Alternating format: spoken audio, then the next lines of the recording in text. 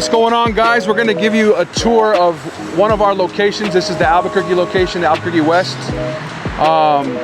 We opened this one about 3.5 years ago. So we kind of do a similar theme throughout our shops. Signage, important. Big signage on the windows and doors with information.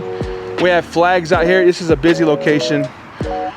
We have churches on the corner. We have Peter Piper Pizza on the other side. We got it's a busy street, so that's part of what we do. Also, we're looking for areas with decent demographics, and we're looking for areas that are busy, a lot of street traffic and walking traffic. So this is our Albuquerque location. Let's come on in and we'll show you kind of how we set it up and how we design our shops. Everything's intentional. From the way we greet people through the door. You'll see our register all the way in the back, but let me show it to you guys. So come in and you'll see we set up toolboxes.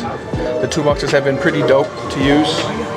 So this shop has 8, and then I'll show you my brother's office. He has a space just like mine in the back where he has his own like studio suite.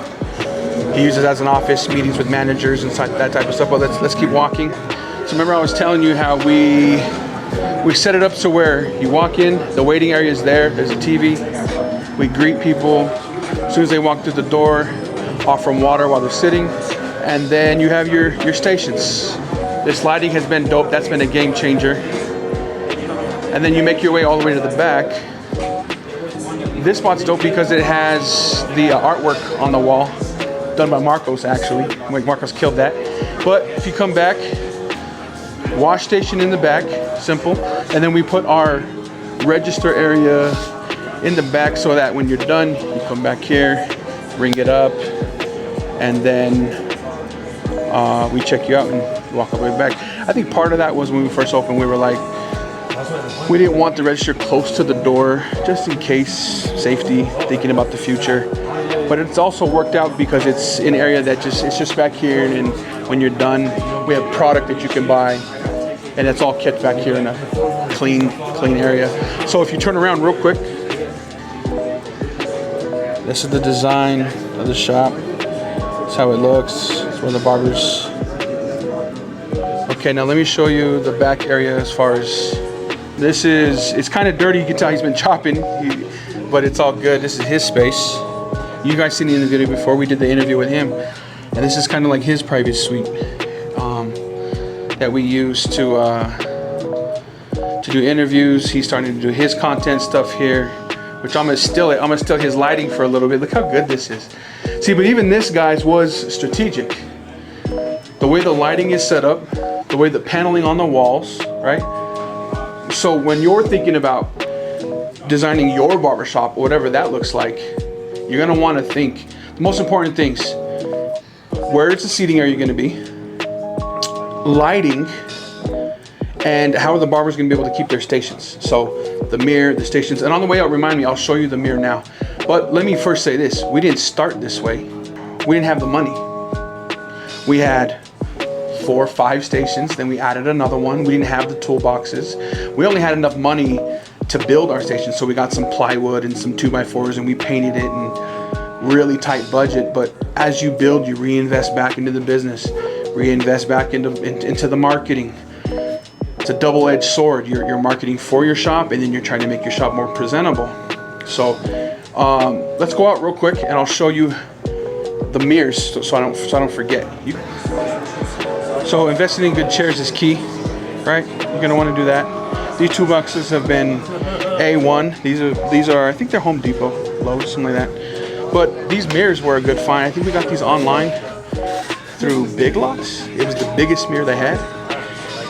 We designed the board on the bottom with the hooks, in case you want to hang stuff like your blow dryer and all that type of stuff. A lot of guys set up on top of their toolbox. You can top of the toolbox, boom.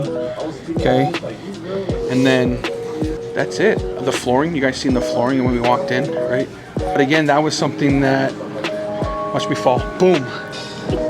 What's going on, guys? How you doing? How you doing? Good. So that was something that we didn't have to invest in also. The flooring was pure concrete. It was painted black. Helped hide the hair, but sorry, we ran out of space on the card. Anyway, I was getting out the flooring. Pure concrete. We painted. It was painted before it was black. Whoever owned it, ran the business before, they painted it black. It was ugly, but it worked. It functioned.